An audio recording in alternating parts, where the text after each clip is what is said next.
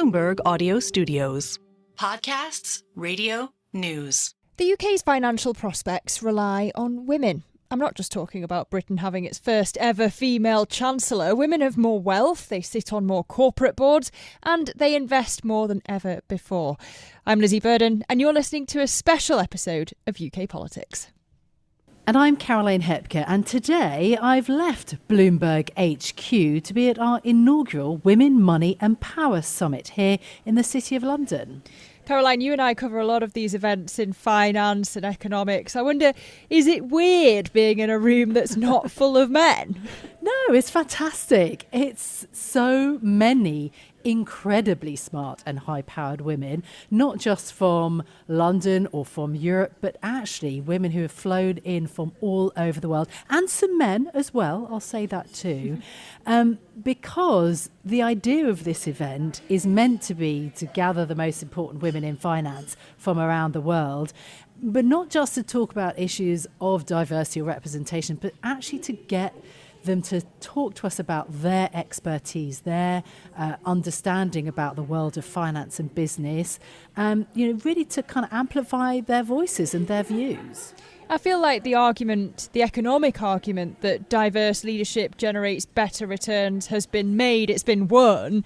So there's a point now is what's being done to get more women into these top financial jobs? It's ever so difficult. I mean, I'll just give you a smattering of the women who are here. We've been hearing from Citigroup's Jane Fraser, from Santander's Anna Botin, from Man Group's Robin Grew. These are women who are managing huge pools of money and making such important decisions for investors, for people who might have a pension fund, institutions, all sorts of people.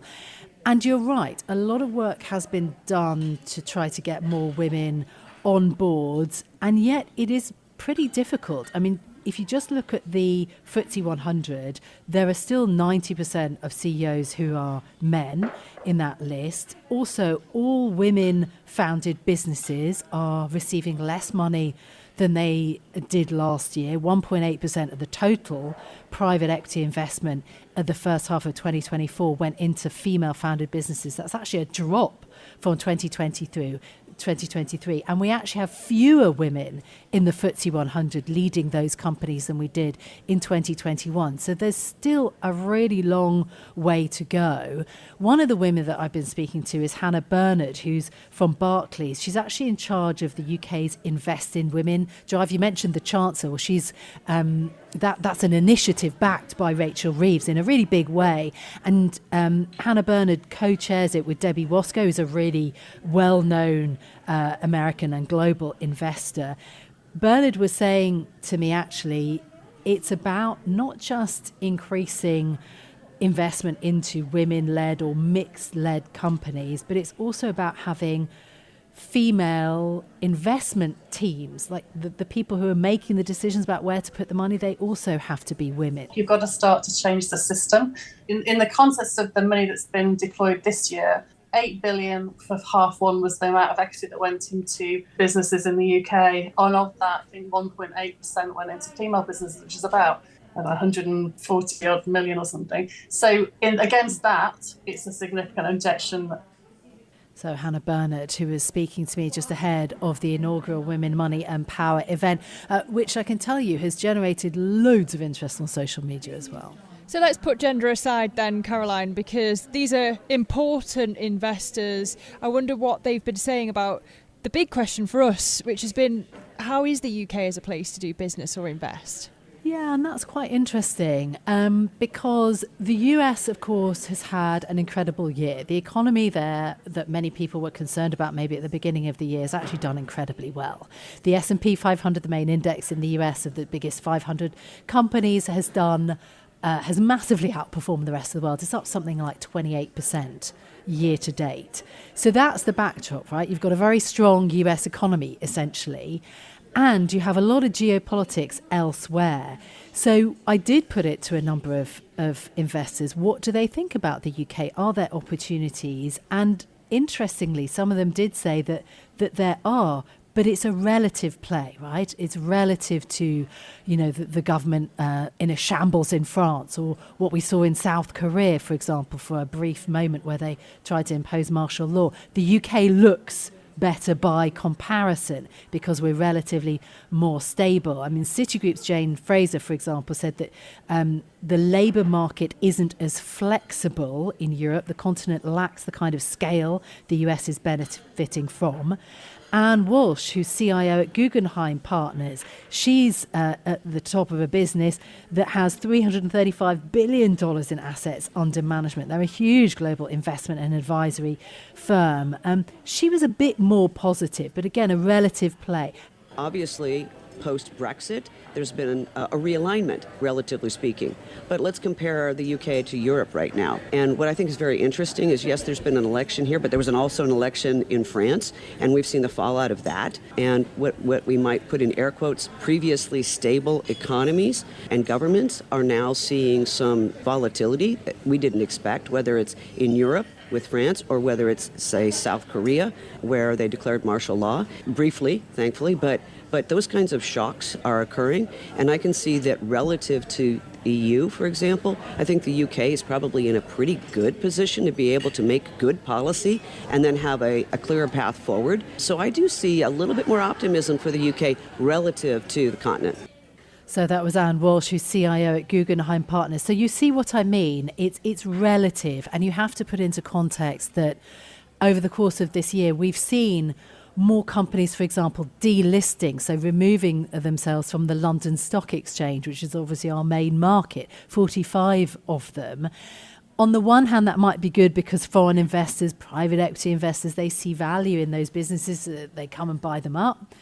On the other hand, it doesn't bode that well for the liquidity and for the kind of flagship market here in London. So there are some mixed feelings about how the UK might perform as a destination for investment and for businesses in 2025. Yeah, I mean, even just this morning we had Ashtead, the equipment rental company in construction, saying that it's looking at moving its primary listing to the US over the next year and a half. So another blow to the FTSE.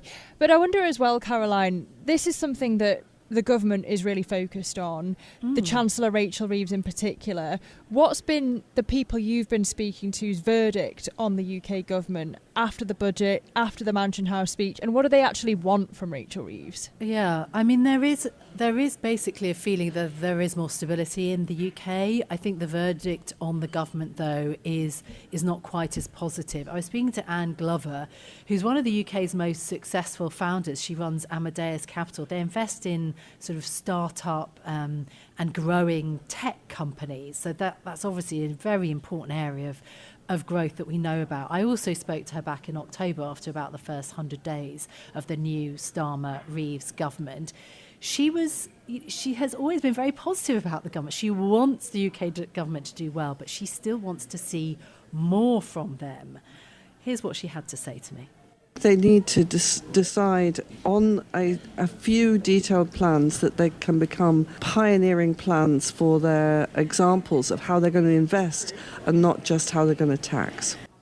How they're going to invest, not just how they're going to tax. Of course, the UK government, Lizzy, you and I both know, doesn't have very much money to invest in anything themselves. They need private business to do that. Anne Glover, who is speaking there from Amadeus Capital, she also sits on the board of the Bank of England. You know, she's a very well-known investor. And so I think if people like her are getting concerned and saying, you know, we need more detail, we need more information, we need a better kind of business environment, I don't think that bodes all that well, do you? No, but the other thing that's on my mind, Caroline, as we've just had this inaugural Women, Money and Power event, and I think about where we'll be this time next year, what it'll be like after a year of Donald Trump. You know, he seems to reverse what progress is made in terms of the enthusiasm for diversity, equality and inclusion initiatives. Do you think that actually this time next year it could be a worse situation? Yeah, absolutely. People understand that there may be headwinds coming from that. In terms of the issues around that. If you look at Bloomberg Intelligence, the research is clear. Companies who have a greater number of women on boards do better. They deliver more money for their investors. And ultimately, that's what we would all want, if we have a little pot of money to invest ourselves or we're professional investors. And in fact, the difference is reasonably significant. Women on boards equals 2 to 5% higher returns if you're in a developed market, 2 to 6% lower volatility if you're in an emerging market. And there's been lots of regulatory focus, especially in the financial industry, on getting more diverse teams because people understand that delivers better returns. And even speaking, for example, to the likes of Fiona Haythorne, who's the CEO and founder of WB Directors, who looks at getting more women on boards, she says, that there are other parts of the world, other parts of business like technology, like private equity, who haven't focused on diversity or haven't had the success in focusing on diversity as financial services has, and that they are now coming to her and asking for help to try to increase their diverse teams, and that they hope, obviously, that will make them more money. So it is very difficult, and there are headwinds potentially coming. US firms already do seem to be rolling back on diversity and inclusion. Does that economic argument for more diversity actually carry enough weight? So far, the results have been really quite mixed. Certainly feels like that's the way you can persuade Donald Trump, although he is creating this cabinet that seems pretty hostile to diversity initiatives. Caroline, I think we're so privileged to have had this coverage from you and the team there at our Women, Money and Power event. Thank you so much for bringing us the highlights of the event. But that's it from us for today. If you like the programme, don't forget to subscribe and give it 5 stars so other people can find it on Apple Podcasts, Spotify or wherever you listen. Lizzy, I'm already looking forward to next year's event. It's going to be great if today was anything to go by. This episode was produced by James Walcock. Our audio engineer was Sean Guastamakia. I'm Caroline Hepker. And I'm Lizzy Burden. We'll be back with more tomorrow. This is Bloomberg. Bloomberg UK Politics. Listen weekdays at noon on DAB Digital Radio in London.